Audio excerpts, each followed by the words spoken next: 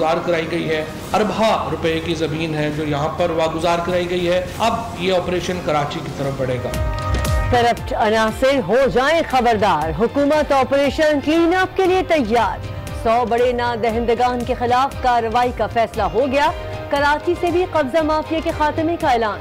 अफगान मुहाजिरीन के लिए जामे पॉलिसी बनाई जाएगी। वज़ीर इत्तला फवाद चौधरी ने अहम फैसलों से आगाह कर दिया।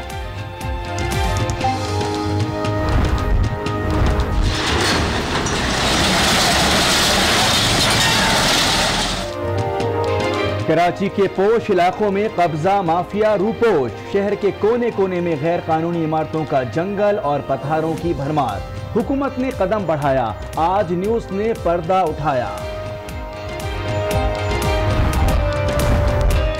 इमरान खान जैसा पाकिस्तान में कोई लीडर नहीं। अवाम खुशकिस्मत है जो उन्हें इमरान खान जैसा लीडर मिला। खातून अव्वल बुशरा बीबी का पहला इंटरव्यू। बोली, इमरान खान को किसी किस्म का लालच नहीं, वो इंतहाई सादा है। उन पर कोई शख्स उंगली उठाने की हिम्मत नहीं कर सकता।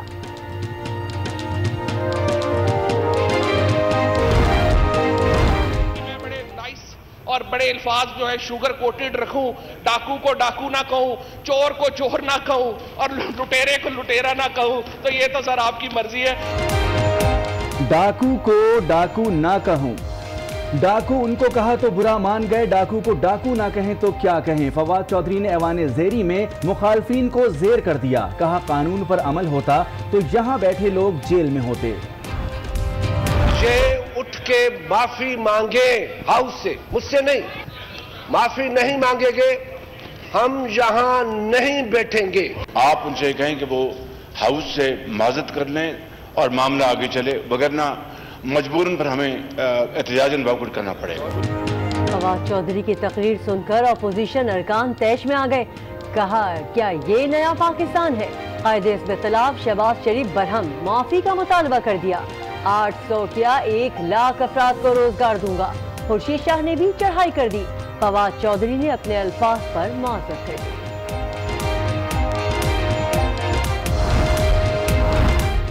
MQM वालों ने भत्ताखोरी और लाशों का तोहफा दिया। सुहेल अनवर सयाल की सिंध असेंबली के ठंडे माहौल में गर्मा गर्म बहस। कहा, महाजिर कहने वाले खुद को पहले सिंधी और पाकिस्तानी तस्लीम करें। MQM रुकन मोहम्मद हुसैन का जवाबी वार। पीपल्स पार्टी को आड़े हाथों लिया। अपोजिशन लीडर सिंध असेंबली की नो पार्किंग में पार्किंग। दफ्तर करीब है इसलिए यहाँ गाड़ी पार्क की। फिरदौस शमीम की मुंतक। ट्रैफिक एहलकार को विजिटिंग कार्ड थमा दिया। मुजफ्फरगढ़ में गुजरात रोड पर हादसा। स्कूल वैन का सिलेंडर फटने से 2 बच्चे झुलसकर जाँ बहक, 10 जख्मी। वाकयात की रोकथाम के लिए इक़दाम करना होंगे। असिस्टेंट कमिश्नर अशरफ गुजर की आज न्यूज़ से गुफ्तगू।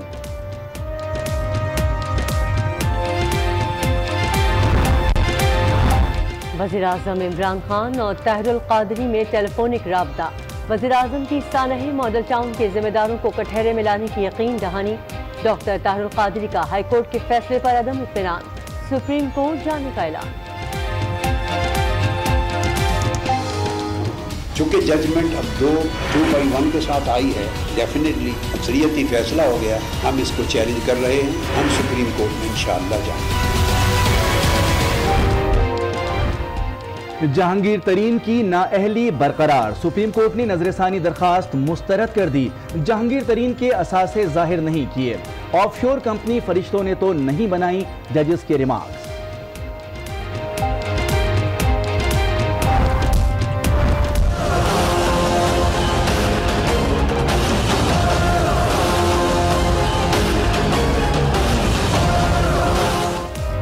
कत्ल केस में साबिक जस्टिस आरिफ खिलजी की सरबराही में 7 रुकनी कमेटी कायम। 2 हफ्तों में रिपोर्ट देगी। निजी अस्पताल का मालिक कहां है?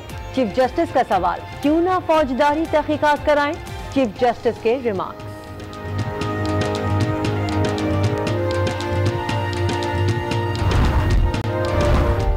तफ्तीशी अफसर सही काम नहीं करते। वजीर कानून बैरिस्टर फरोग नसीम का एतराफ। मुकदमात में इल्तिवा की वजूहात का सद्देबाब करना होगा। निजाम में इस्लाहात के लिए वकला से तजावीज़ मांग ली।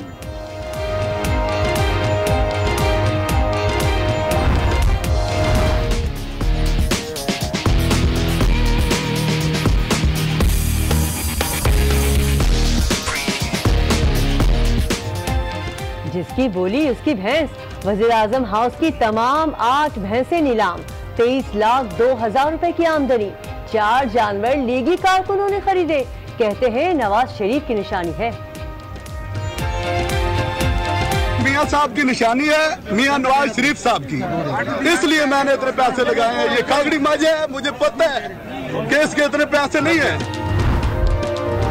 जो ऑक्शन किया जा रहा है पीएम हाउस में पैसों का और गाड़ियों का, पाकिस्तान का मजाक उड़ाया जा रहा है बाकी दुनिया में। वो कह रहे हैं कि हम अपने we're selling cows to run Pakistan's economy।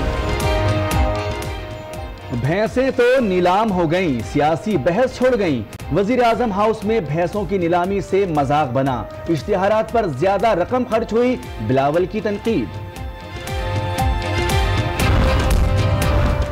मुल्क को दरपेश चैलेंजेस से निपटने के लिए इदारों को मिलकर किरदार अदा करना होगा। आर्मी चीफ का एयर यूनिवर्सिटी के सेमिनार से खिताब। कहा, पाक फौज मुल्क की समाजी इक़्तिसादी तरक्की के लिए पुरअमन माहौल फराहम करेगी।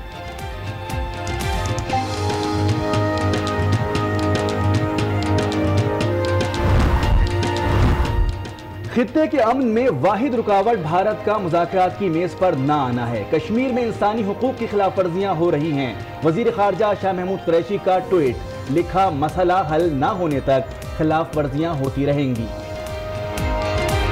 शुरू कर दिए हैं। वफाकी वज़ीर इत्तलात फवाद चौधरी कहते हैं कि सऊदी अरब पाकिस्तान में बहुत बड़ी सरमायाकारी ला रहा है। उन्होंने कहा कि पाकिस्तान और सऊदी अरब के दरमियान ग्रांट्स के 3 मुआहदे हो गए हैं। सऊदी अरब ने सीपैक मंसूबों के मामला जल्द अज जल्द निपटाने की ख्वाहिश का इजहार किया।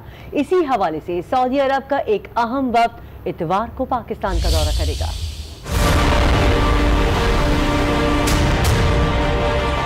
जो सबसे पहले मैं आपको बड़ी खुशखबरी एक पाकिस्तान के अवाम को देना चाहता हूँ। इस पाकिस्तान और सऊदी अरेबिया के दरमियान 3 ग्रांट्स के मुआहदे हुए हैं कि सऊदी अरब सीपैक के मंसूबों में एक बहुत बड़ी इन्वेस्टमेंट्स जो है वो ला रहा है कि उसी का एक तसलसल है। जो सऊदी अरब का दौरा तो प्राइम मिनिस्टर साहब ने किया था, तो मोहम्मद बिन सलमान अल अब्दुल अजीज, उन्होंने इसको बड़ा जोर दिया था उसको बड़ी तेज़ी से निपटाया जाए।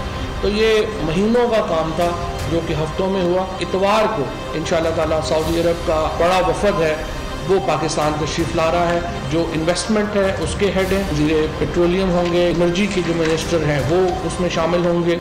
एक और बड़ी खबर शामिल करते हैं। पाकिस्तान ने रूस के साथ गैस के $10 अरब के मुआहदे पर काम शुरू कर दिया।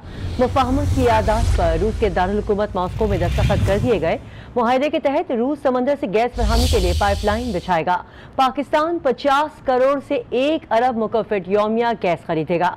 पाइपलाइन की तामीर का मंसूबा 3 से 4 साल में मुकम्मल होगा। IMF का वक्त पाकिस्तान पहुंच गया है और पाकिस्तान और IMF के दरमियान मुआशी चैलेंजेस के हवाले से बातचीत होगी। IMF वफ्द की क़यादत हैरोल्ड फिंगर कर रहे हैं। IMF हुकाम की वज़ारत ख़जाना, तिजारत, पेट्रोलियम, सरमायाकारी और तवानाई हुकाम से मुलाकातें भी होंगी। अहम खबर आपको दे रहे हैं, IMF का वफ्द पाकिस्तान पहुँच गया है और पाकिस्तान और IMF के दरमियान मुआशी चैलेंजेस के हवाले से बातचीत होगी। वफाकी वज़ीर इत्तलात फवाद चौधरी ने खबरदार कर दिया। कहा कि कब्जा माफिया और करप्ट अनासर के खिलाफ कार्रवाई का वक्त आ गया है। तजावुज़ात के खिलाफ इस्लामाबाद से शुरू होने वाला ऑपरेशन कराची तक पहुंचेगा। पहले मरहले में रेलवे की जमीनों से कब्जा छुड़ाया जाएगा। हुकूमत 100 बड़े ना दहंदगान के खिलाफ भी ऑपरेशन करने जा रही है। इस हवाले से FBR के इस्लाहात का एक हिस्सा मुकम्मल हो चुका है। फवाद चौधरी ने कहा कि अफ़गान मुहाजिरीन के लिए जामे पॉलिसी बनाने का फैसला किया गया है। जो काबीना की मीटिंग है उसमें जो अहम फैसले किए गए, जो FBR के रिफॉर्म्स अनाउंस किए गए, उसका एक हिस्सा मुकम्मल हो गया है और 100 बड़े डिफ़ॉल्टर्स जो है पाकिस्तान के FBR के, उनके खिलाफ एक बड़ा ऑपरेशन जो है वो लॉन्च हुकूमत करने जा रही है। इस्लामाबाद में 7,000 कनाल से ज़्यादा जगह वागुजार कराई गई है। इंक्रोचमेंट्स को ख़त्म कराया गया, उसके ऊपर अरबा रुपए की ज़मीन है जो यहाँ पर वागुजार कराई गई है। अब ये ऑपरेशन कराची की तरफ बढ़ेगा और कराची में जो कराची की एक इंफ्रास्ट्रक्चर एक कंपनी थी जो फेडरल गवर्नमेंट की कंपनी है जो डिफॉल्ट पड़ी हुई है, उसका कोई इस वक्त काम नहीं हो रहा। रेलवे की बहुत बड़ी ज़मीनें हैं उनके ऊपर एंटी इंक्रोचमेंट ड्राइव आ रही है और उसके साथ इंफ्रास्ट्रक्चर डेवलपमेंट की जो कंपनी है उसको पूरा रीडू किया गया है, उसको इफेक्टिव किया जा रहा है कि कराची जो है उसको हमने आगे लेके चलना है और उसको जो है वो हमने आगे बढ़ाना है। और अब आपको बताएं कि कराची से कब्जा माफिया का खात्मा हुकूमत के लिए किसी चैलेंज से कम नहीं होगा, क्योंकि कराची में कब्जा माफिया का एक जाल बिछा हुआ है। हमारे नुमाइंदगान फैजान जलीस और एहसन अब्बासी इसकी तफसीलात बताएंगे। ये इलाका सराबगोट, जहाँ से शहर का आगाज होता है। परदेसी इसी स्टॉप से कराची में दाखिल होते हैं और तजावुजात का आगाज भी यहीं से होता है। तजावुजात के खिलाफ मुतादिद बार ऑपरेशन किया गया, लेकिन कब्जा माफिया दोबारा सरगर्म हो जाते हैं। सिर्फ यही नहीं, शहर में ऐसे कई और दीगर इलाके भी हैं जो कि कब्जा माफिया के जेर असर हैं। इनमें से एक इलाका है गुलशन इकबाल, जहाँ से सूरत हाल बताएंगे एहसन अब्बासी। जी बिल्कुल, बहुत शुक्रिया फैजान आपका, आपने सूरत हाल से आगाह किया। मैं भी इस वक्त जो है वो गुलशन इकबाल गिलानी स्टेशन पर मौजूद हूँ। यहाँ पे भी कोई पुरसाने हाल नहीं है। तमाम तर रेलवे की जो जमीन है वो फरोख कर दी गई है। जिसके हाथ 80 गज, 60 गज, 100 गज, 120 गज, 240 गज, जिसका जितना बस चला उसने उतनी बाउंड्री खींच के मकानात बनाए। हद तो यह है कि यहाँ पे फ्लैट भी तामीर कर दिए गए हैं। बगैर डॉक्यूमेंटेशन के खरीदो फरोख का बाजार गर्म रखा गया। कोई इकदाम उठाने वाला जो है वो नजर नहीं आया। माजी में इंक्रूजमेंट होती रही, लेकिन उसके बाद दोबारा से जो है वहाँ पे गैर कानूनी तामीरात का सिलसिला शुरू हो जाता है। बस्तियां आबाद की जाती हैं और उसके बाद वहाँ पक्के मकान और फ्लैट्स तामीर कर दिए जाते हैं। इस बार देखना यह है कि दोबारा से जो है ग्रैंड ऑपरेशन का जो अनाउंसमेंट दी गई आया वो कामयाबी की हद तक जो है पहुँच पाती है या नहीं पहुँच पाती। जी सही, कराची में कब्जा माफिया के खिलाफ कार्रवाई हुकूमत के लिए आसान नहीं और अरकान पार्लियामान को संभालना स्पीकर के लिए आजकल मुश्किल होता जा रहा है। जी हाँ, वज़ीर इत्तलात फवाद चौधरी की जारहाना तकरीर ने ऐवान का माहौल गर्म कर दिया। अपोजिशन को खरी खरी सुना डाली। फिर क्या था, सीख पा अरकान वॉकआउट कर गए।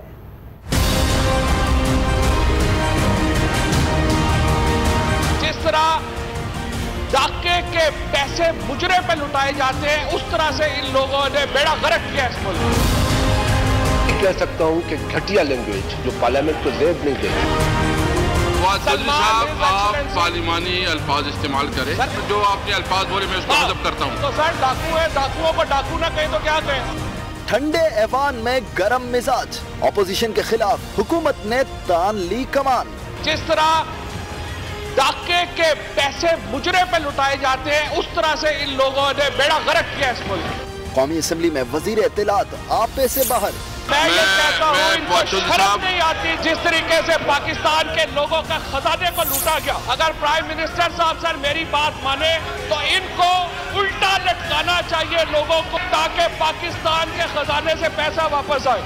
अपोजिशन अरकान को खरी खरी सुनाई। ये जो सारे इस वक्त ये बैठे हुए हैं, इस वक्त यहाँ पे तजर्बाकार हुकूमत हर मिनट के बाद उठ के जो है वो हमारी तरफ कहते हैं कि जनाब ये ना तजर्बाकार आ गए हैं, पहली बार आ गए हैं। 30 साल के तजर्बों ने इन्होंने मुल्क का बेड़ा गर्क किया है। कौन जिम्मेदार है इसका? फवाद चौधरी की तकरीर पर खुर्शीद शाह भड़क उठे। मैं कह सकता हूं कि घटिया लैंग्वेज जो पार्लियामेंट को जेब नहीं देती। नहीं कहता कहने वाला, मैं ये कहता हूं कि लफ्ज घटिया। जहां पे आइन बना है, जहां पे कानून बना है, मुजरा जहां होता है वो सबको पता है। स्पीकर ये उठ के माफी मांगे हाउस से। अपोजिशन लीडर शहबाज शरीफ ने भी माफी का मुतालबा कर दिया। मैं समझता हूं कि अभी भी मौका है, आप उनसे कहें कि वो हाउस से माजत कर लें और मामला आगे चले, वगरना मजबूरन पर हमें एहतजाजन वॉकआउट करना पड़ेगा। अपोजिशन अरकान ने ऐवान से एहतजाजन वॉकआउट किया तो वजीर इत्तलात ने माजरत कर ली। कौमी असम्बली की गर्मा गर्मी अपनी जगह, लेकिन सिंध के ऐवान में भी आज तूफान रहा। पीपल्स पार्टी और MQM अरकान एक दूसरे पर जमकर बरसे। सुहेल अनवर सयाल बोले कि MQM वालों ने भत्ताखोरी और लाशों का तोहफा दिया। मुहाजिर कहने वाले खुद को सिंधी और पाकिस्तानी तस्लीम करें, जिस पर MQM रुकन मोहम्मद हुसैन भी चुप न रहे और पीपल्स पार्टी पर इल्जामात की बारिश कर दी। 12 मई वाले वाक़े में क्या क्या यहाँ पे हुआ, 79 लोगों को खुलेआम यहाँ पे शहीद किया गया। उस वक्त जो इनका होम मिनिस्टर था, आज जिस मेयर की बात करते हैं वो होम मिनिस्टर था। नेशनल रिफाइनरी के ऊपर रॉकेट लॉन्चर से हमला पाकिस्तान पार्टी ने कराया। गोलियां बंद लाशें यहाँ दी गई। ये बात करते हैं उस लीडरशिप के हवाले से, ये बात करते हैं कि सिंध के लोगों को ये पाल रहे हैं। सिंध के लोगों ने तुम लोगों को पाला, सिंध के लोगों ने तुम्हें अपने दिलों में जगह दी, सिंध के लोगों ने तुम लोगों को अपने घरों में जगह दी, सिंध के लोगों ने तुम लोगों को अपनी जमीनों में जगह दी। ये बात करते हैं सिंध के खिलाफ। 30 सितंबर हैदराबाद लतीफाबाद का सानिया पाकिस्तान पीपुल्स